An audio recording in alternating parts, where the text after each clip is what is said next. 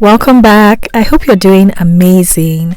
I just want to say Happy New Year 2025. I'm going to be showing you how to make this oats and honey facial moisturizer. This is ultra hydrating and soothing on your skin. It soaks right in. It's super lightweight. So I'm going to be sharing my process for making this. This was made due to a personal request that I received. So I made this as a personal request. So I'm just sharing the formula, recipe, and my process. So let's go on and get started. If this is your first time stopping by, my name is Esther. I make DIY hair and skincare videos. I'm also a small business owner. I sell my products on my website, and I also teach formulating classes online, and I also have my ebooks.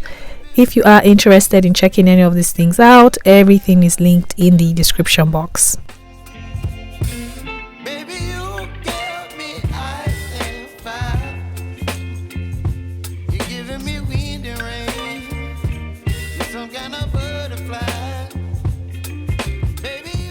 I'm using a digital scale that rounds out to 0.01 grams to weigh out my ingredients.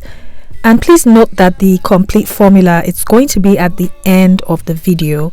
It's going to be given in percents as well as grams. So watch out for that formula at the end of the video. So I'm starting out with my water phase. And for my water phase, I'm going to weigh out my distilled water.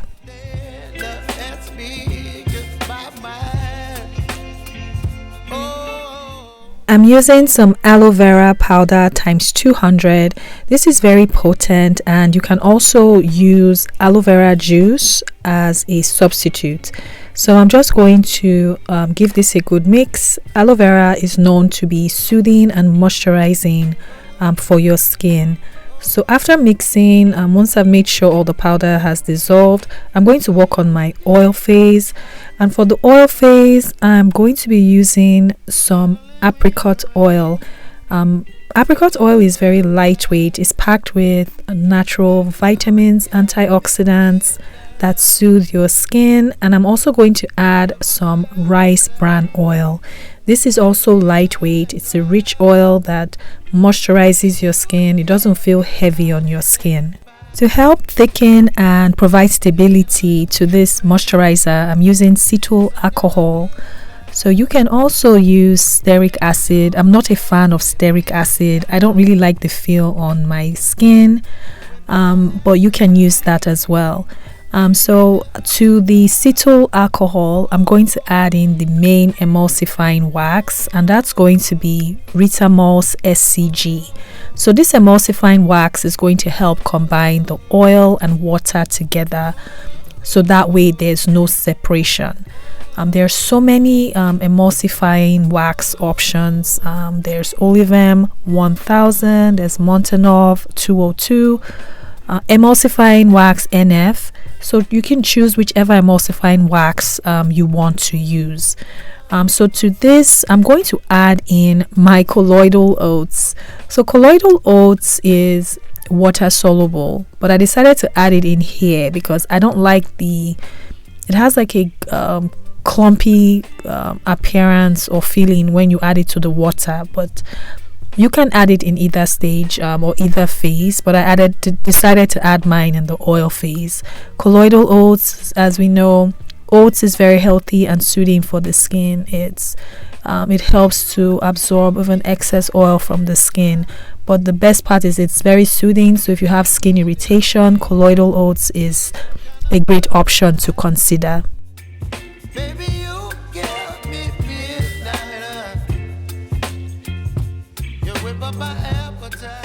So I zeroed out my scale, and then I'm going to weigh my water phase jar on this scale.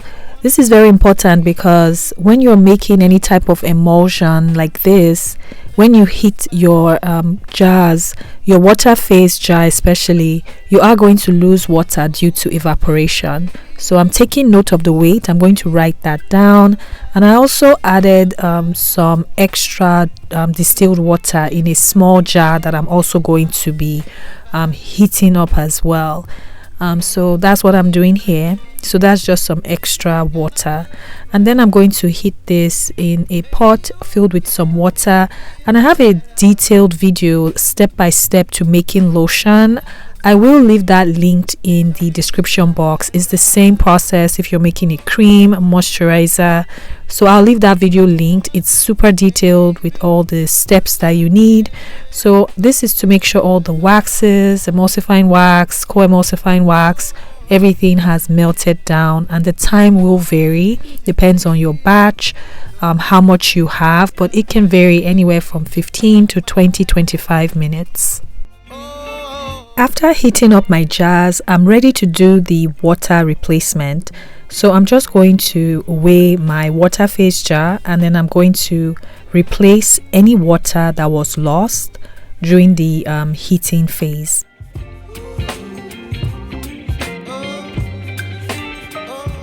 After doing the water replacement, I used my temperature gun to check the temperature, and it was at 164 degrees Fahrenheit. So this is just to give me an idea of what the temperature is. So I'm going to combine both phases together. So I'm going to combine the oil phase and the water phase together. And that's honestly the best part of making any type of lotion, moisturizer. So I'm adding the water phase to the oil phase here. And I'm going to use an immersion blender, a stick blender, to mix everything together. Some people have used hand mixers and it's worked for them, but when I'm making any type of cream or lotion, I use a stick blender, and I'm just tapping here to loosen up any air bubbles, and then I hold it at an angle, and then I start stick blending, so that way the blade is not touching the base of my jar. So every emulsifying wax is different. For this wax, I typically will blend for up to 5 minutes at intervals. I just keep mixing at intervals, and it's still going to be very watery, it's still going to be very runny. I checked the temperature here. It was between 129 130 degrees Fahrenheit. So it's still very hot to add heat sensitive ingredients. So I'm just going to leave my mixture alone. I usually check on it from time to time, stirring it, but I want the mixture to cool down to at least below 100 degrees Fahrenheit. While that is cooling, I'm going to work on my cool down phase ingredients. The cool down phase is where you add your heat sensitive ingredients, so things like your preservatives, antioxidants, extracts. So I'm going to be using some propendile. I've already weighed that out. It's a humectant, so it's going to help attract moisture to your skin. And to this, I'm going to add in some DL panthenol powder. That's also going to help with increased hydration to your skin as well.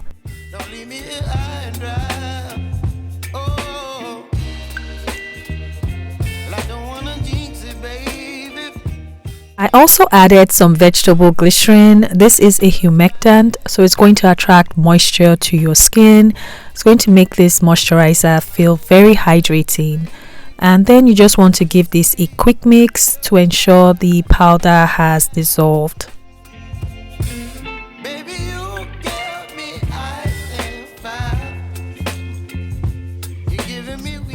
I'm using Euxil PE9010 as my preservative.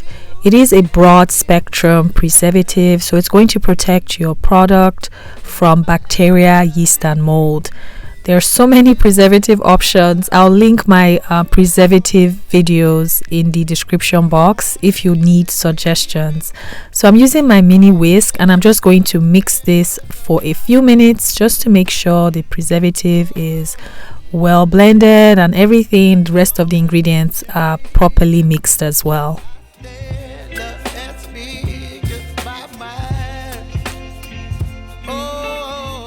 I had to make a little switch. I realized my jar was too small for all my ingredients, so that's what I'm doing over to the side. I'm just transferring to a bigger jar and I'm just going to mix just to get it combined.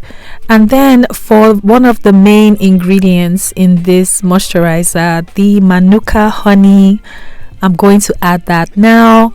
I've only used Manuka honey. I've not used any other honey when formulating creams. Manuka honey is packed with antioxidants. It has antibacterial, anti-inflammatory benefits for the skin, moisturizing, hydrating benefits. That's why I added it in this formulation. So this is what the Manuka honey looks like. I'm sure you can use another type of honey, but the recommendation is to use the Manuka honey just for the overall finished product and how it feels on the skin.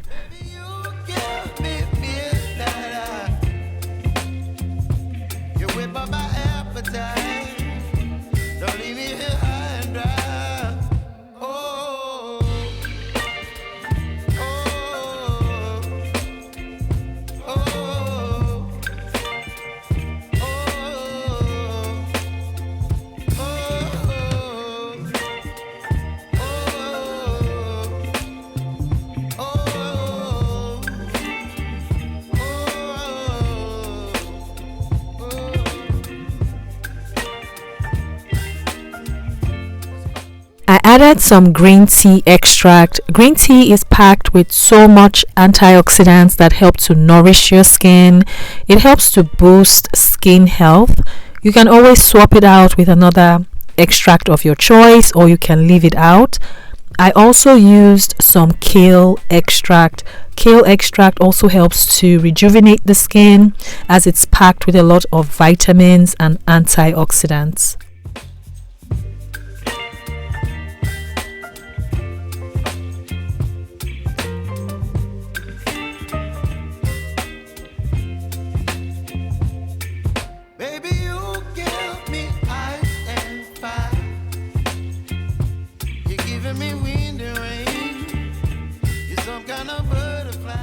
This is what the moisturizer is starting to look like. It has started to thicken up. So I'm just stirring this, scraping down the sides, mixing, scraping all the way down to the bottom, just to make sure that every inch of this moisturizer is well mixed and that there are no lumps or clumps in the mixture. So now I'm just going to add in the cool down phase ingredients that I just weighed out, and then after adding this in, I'm going to mix it in using a hand mixer. So the way I like to do this is I use one part of my hand mixer, the beater. I don't use both pieces, and I just mix this in for a few minutes. You really want to take your time to mix because emulsions, a lot of times they are known to fail for different reasons, but you want to mix properly to ensure that at least your preservative has been mixed through every part of this lotion mix moisturizer. So I usually do this for a few minutes. I ended up switching my container or my jar because this wasn't compatible, so to speak. I wanted something that I could really mix everything well, so I switched over to a glass bowl and I just continued mixing. So just keep that in mind if you plan on making any type of emulsion, lotion, cream. Just mix very well, especially when you're incorporating your preservative, because that will make or break your emulsion.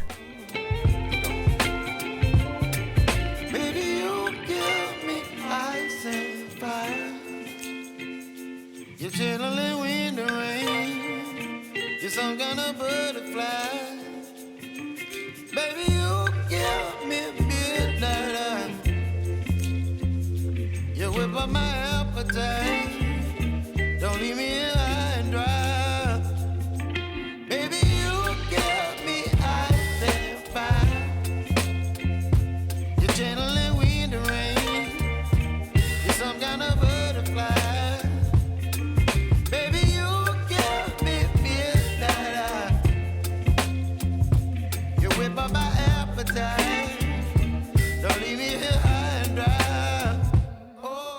I'm adding in my vitamin E T50. I forgot to add it in earlier. Please don't judge me.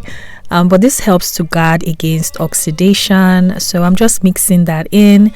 And like I said, just take your time. This may take a few minutes to do. But you want to take your time to do this just to make sure you end up with a finished, stable product. And this is what the oats and honey hydrating facial moisturizer is looking like. This is the texture, this is the consistency. So I'm going to go ahead and package this up, but before I do, I'm going to share the formula right here. And I have the formula given in percents, and I've also converted it for this specific batch size that I made into grams.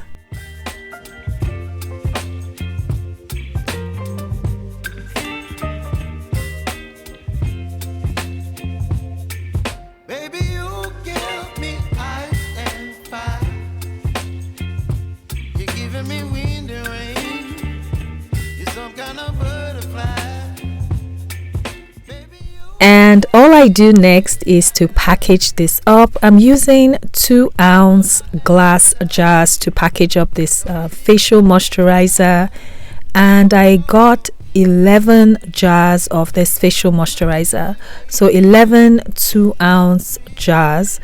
I had a little extra left that I kept for myself, and I'll do a quick demo. But that's pretty much my process for making this ultra hydrating facial moisturizer. It's very soothing and lightweight on your skin. If you have any skin irritation, the colloidal oats is amazing, as well as the honey. So I hope you try it out. Let me know if you have any questions in the comments. Just put them there. I love to answer your questions. But as always, thank you so much for supporting me here, for your likes, your comments, for your shares. I'm truly grateful.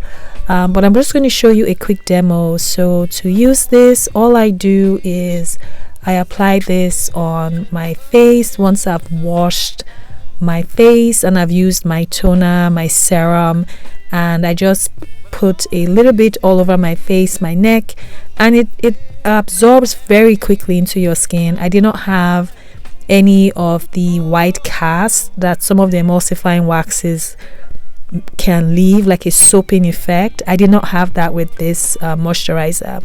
But I hope you try it out, like I said. And once again, thank you so much for your support. Wishing you a blessed and fantastic new year 2025, and I will see you in the next video. Bye.